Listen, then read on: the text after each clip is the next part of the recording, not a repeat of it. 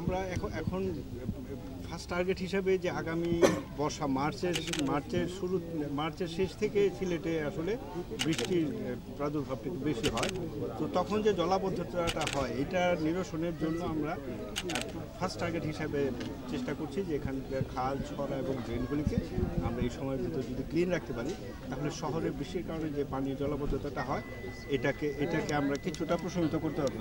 Sir আমাদের পরামর্শ দিয়েছেন যে এটা দ্রুত সিটি কর্পোরেশন উদ্যোগ নেওয়া উচিত, সেইভাবে কাজ করছি।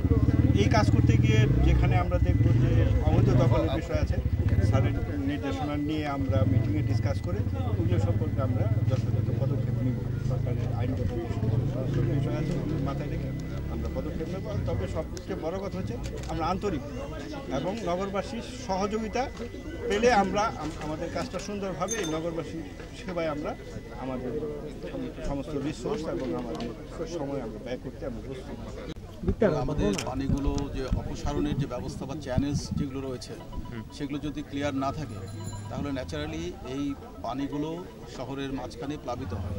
এই ইনান্ডেশন বা জলাবদ্ধতা যেন সৃষ্টি না হয় সেই জন্য এটা ড্রেন আউট হয়ে যেন তার এক্সিট পয়েন্টে যেন যেতে পারে সেজন্য আমরা এই এক্সকাভেশনের কাজটা করছি। বোথ ম্যানুয়ালি এবং আমাদের ইকুইপমেন্টস আছে সেটি সহ আমরা এই কাজগুলো করছি এবং আমরা মনে করি আমরা এটা একটা পাইলট কর্মকাণ্ড হিসেবে আমরা আজকে শুরু করলাম। নেক্সট টাইম এটার ইফেক্টিভনেসটা আমরা স্টাডি করে আমরা কমপ্লিট কাজগুলো করব এবং টাইম টু টাইম বা গ্র্যাজুয়ালি আমরা অন্যান্য জায়গাতেও আমাদের যে জলাবদ্ধতার যে কারণগুলো যেগুলো আছে সেগুলো উন্মোচন করে আমরা সেই জায়গাগুলোতে একইভাবেই আমরা এই কার্যক্রমগুলো রেপ্লিকেট করব এবং আশা করি এভাবে আমাদের এই পুরো জলাবদ্ধতার যে সমস্যাটা আছে সেটা আমরা অনেকাংশে নিরসন করতে পারবো।